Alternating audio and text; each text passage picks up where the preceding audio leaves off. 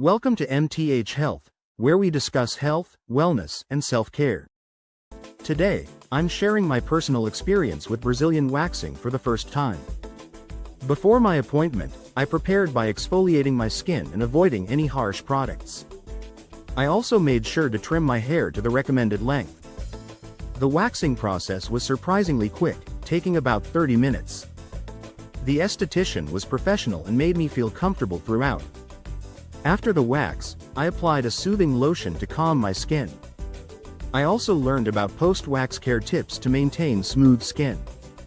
My first Brazilian waxing experience was a success. I feel more confident and refreshed. Would I do it again?